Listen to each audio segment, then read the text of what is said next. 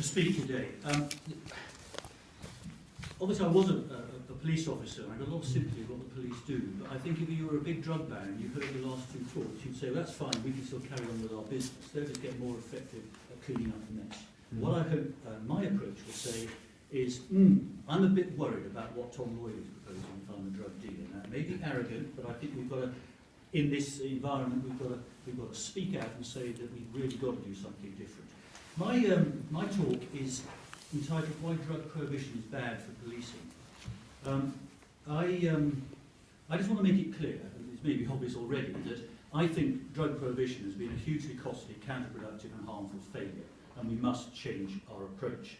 And I've not come to that conclusion lightly, and not without considerable practical experience and through learning from others during 30 years of policing in London, 25 years and 5 in Cambridgeshire, and in the last 10 years engaging with a load of people, politicians, law enforcement officials, NGOs, social workers, people who consume drugs, people who sell drugs, and victims of crime of all types. And I've done that, luckily enough, in many countries around the world. So this is not a narrow view on which I base my conclusions.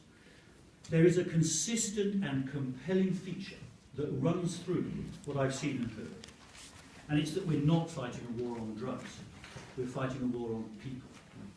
And what has happened, identified as Danny did, as one of the unintended harmful consequences, is that human beings have suffered the world over.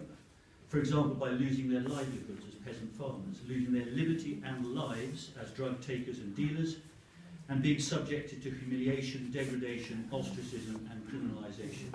Whatever you may hear about what's going on in the UK at the moment, that still happens.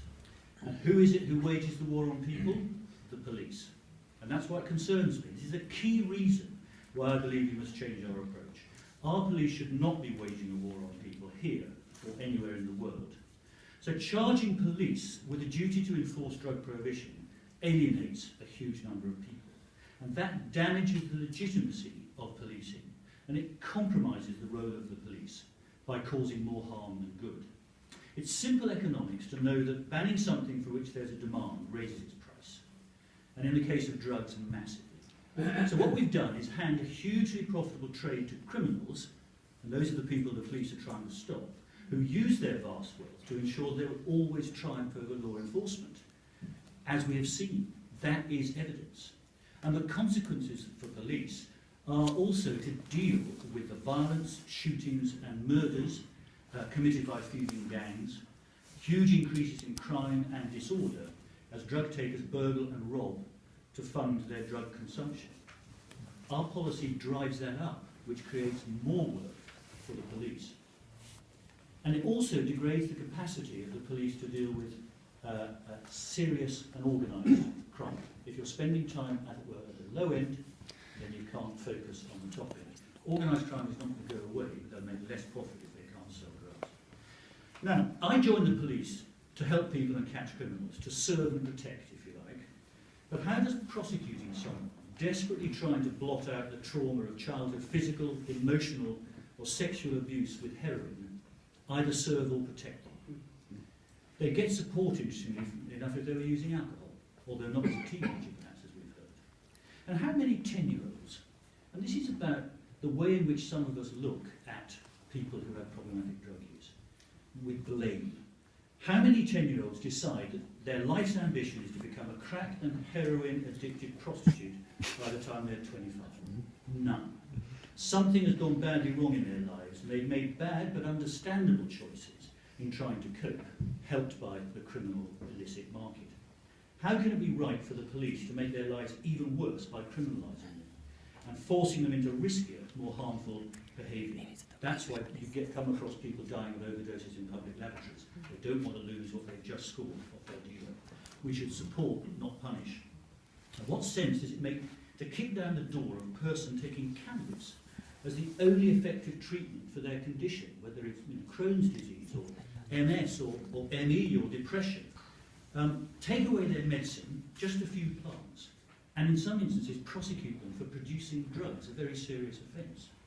I mean, frankly, grow your own if that's what makes you better. And I know there are people here today who are here because cannabis is making them better.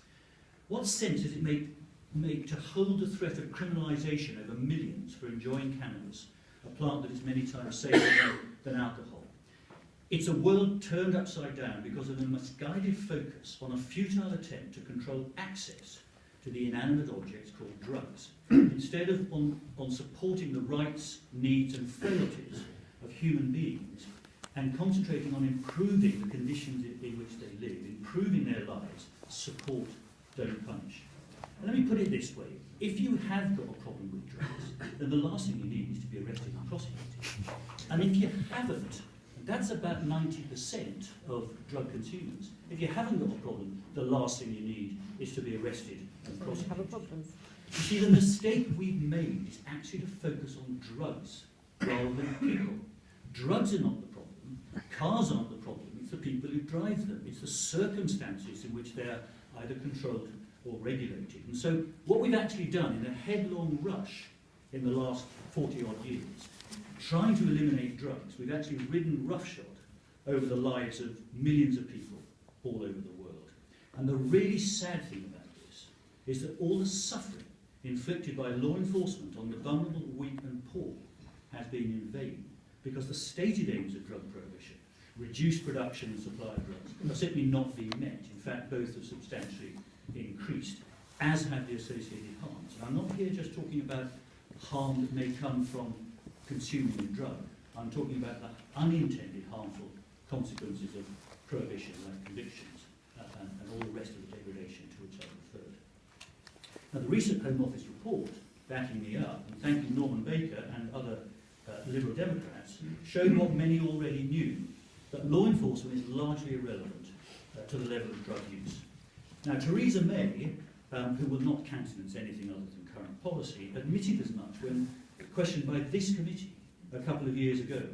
She didn't know of any evidence, she said, that supported the effectiveness of law enforcement, but she felt that it did work. That is the Home Secretary. So how can that be a rational basis on which to deploy massive police resources that could be so much more effectively directed at preventing real criminality or diverted into treatment or ameliorating some of the social conditions that drive this? So even if some may not be convinced by those of my arguments based on compassion and human rights, at least stop and think why, at a time when police resources are under huge pressure, billions continue to be spent on a policy that doesn't work. Just be pragmatic if you're not going to be compassionate. Prohibition is the worst of all possible worlds, so we must change. I don't propose a perfect solution, there isn't one, but I do propose what I think would be substantially better. I could stop now, we've only got 2 paragraphs to go. That was my 8-minute warning. Self-discipline with the aid of modern technology. So my solution, I mean, I've retired 10 years, but some old habits, you know, sort of stay. Control of access, currently absent with criminals in charge. And that will reduce availability to young people. Won't stop it completely. You will get leakage around the edges. But at the moment, 100% of drugs are supplied by criminals. If it got to 10 or 15%, that would be so much better. Control of quality to reduce avoidable death and disease. And honest education is really important, unfettered by the hyperbole and the need to function within the illogicality and hypocrisy of our current approach to prohibition. In other words, we should introduce a graduated regulation of all drugs, just like food and drink, and other potentially harmful substances, including food and drink. And that should be done by the government. But while we're waiting for that to happen, because it's not going to happen overnight, it will happen, it must happen, it's not going to happen overnight, police need to change their objectives. And that's why it's so heartening to hear from people like Ron Hogg, because this is about saying, as the minister mentioned, I was going to speak, so I didn't question her, but simply quoting numbers of arrests and seized drugs is just an empty exercise in determining whether or not you're actually having a real success in tackling the issues. And the police should be moving towards objectives around harm reduction as a catch-all phrase.